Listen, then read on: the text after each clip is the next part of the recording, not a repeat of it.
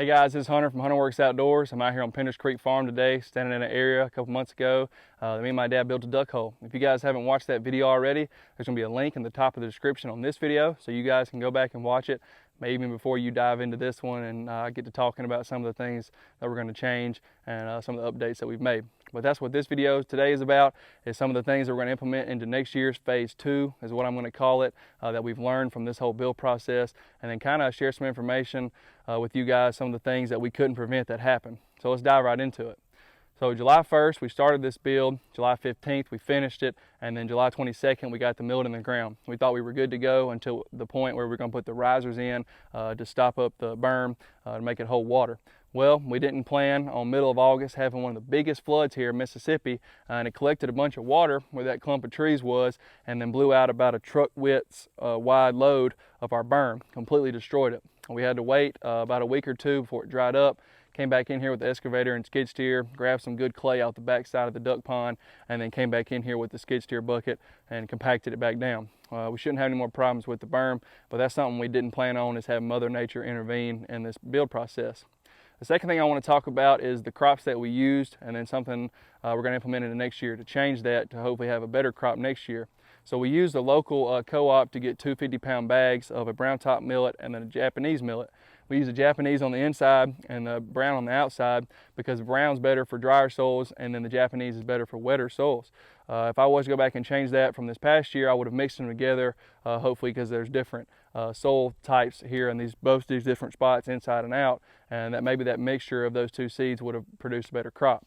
But then I ended up talking to one of my buddy's dads, and he had used the co-op brand's millets before, but he saw the same results we did, only about a foot at the most of crop. But then he swapped over to a blend called God's Choice by Mossy Oak Biologic, and it has a mixture of Golden Millet brand seed company with that inside that bag. It's designed for waterfowl, upland birds, and then turkeys. I'm guessing it has a mixture of millets and then some other things. It doesn't exactly list them on that packaging or on the website, but I'm sure it's a mixture of millets and stuff. Well, his experience with that Mossy Oak stuff, he got to about a 4 or 5 foot tall crop. So that's definitely something we're going to look into next year, because this is looking very sad. There is still some seed that produced off of this year's crop, but not enough, and doesn't look as good as we'd like it to. The third thing I want to talk about is our reserve pond. I include a picture here of what it looks like now. It's holding a bunch of water, but I got a comment on the build video saying that we needed a fence or some markers around it to prevent one of my buddies from stumbling in it or an animal in the middle of the night to get inside of it and potentially drown. So that's definitely something that we're going to look into and implement into next year. Thank you guys, whoever that was that commented that. That's a really good suggestion. The last thing I want to leave you guys with is one more change that we're going to make in this phase 2 so that we can have a better crop for next year. Is we're going to come back in here with the disc mulcher. Hopefully maybe by next year we'll have that rolling one that I couldn't think about in the first video, the drum mulcher. Come back in here and get rid of some sweet gums and some maples that are still preventing sunlight from hitting the ground, getting enough sunlight for those crops to grow. So that's the last thing we're going to talk about today. Thank you guys for watching this video. Hopefully you guys liked it.